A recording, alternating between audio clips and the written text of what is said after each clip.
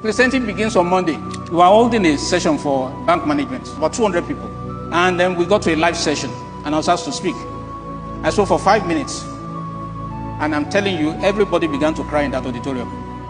I'm not talking about dabbing of tears, and I'm talking people who are weeping. And I'm looking at this phenomenon, and I'm wondering what is going on here. They started crying, so I stopped the meeting, sent them back to their hotel rooms. And for 1 hour, and I said, when you finish crying, please come back. They got to their rooms and started weeping, and came back and began to give testimonials. Somebody wasn't talking to her father. She called her father and they reconciled. One family was divided. She called her husband, they reconciled. And they are weeping and weeping and weeping. I'm talking about real crying. In all that, we call it the weeping phenomenon now. Because we've seen it once, twice, thrice. It's happened so many times. Now, the first time it happened, I too sat on the floor and I started crying. Because I didn't understand what was going on. Because I didn't understand Jesus as a logos. And that you could take God from church on Sunday to work on Monday. I didn't know that. And that the real Christianity is not what is going on in church on Sunday. That is just equipment. When we come to church on Sunday, Pastor Kudu equips us. But that's not the end of Christianity. Christianity begins on Monday. Now, what Christians used to do is to say, I'm not corrupt. I don't steal. But there are unbelievers who don't steal. There are atheists who are stronger morally than Christians. It's the ability to cry in Jesus and understand that Jesus has a rational dimension. He understands physics. He understands strategy. He understands marketing. MTN had just informed.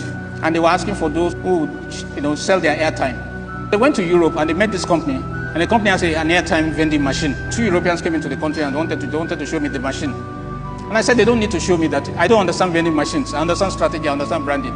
But I don't understand vending machines. And they insisted on showing me. They came to my office in Victoria Island. And we sat in a conference room. There were these 2 gentlemen who incidentally were Muslims. And there were 2 Europeans, one Eastern European, one Western European. The Eastern European guy cannot speak a word in English. Not what, if you want to kill him and you tell him to save himself, he can't beg you in English. It was horrible. We're having this meeting, and as we near the end of the meeting, something happened. A silence entered that auditorium, that meeting room. I didn't say we went quiet. I said a silence entered. The silence was so much that even the fridge stopped whining. Suddenly, that Eastern European guy, the one that can't speak a word in English, he got up and began to prophesy in English, perfect English. Said a number of things, and then he finished prophesying, sat down. The room went back to normal, and this guy went back to bad English. Now I'm relating it to you, and it sounds so easy.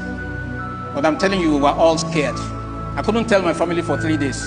And when Oyinkan was with us, he was struggling with Christianity. All these rational, atheistic beliefs and everything, questioning faith and everything. That night, she knelt down in that office and said, Mr. Alder, pray for me, I want to give my life to Christ. I'm telling you that there are things that are possible. That signs and wonders are not limited to church. That word of wisdom and knowledge is not limited to church. That prophecy is not limited to church. The spirit of this God is about Melchizedek, the priest-king equation, where you are both priest, hyphen king. Now, what the devil wants to do is to remove the hyphen from you as a man, so that you're either a priest or a king.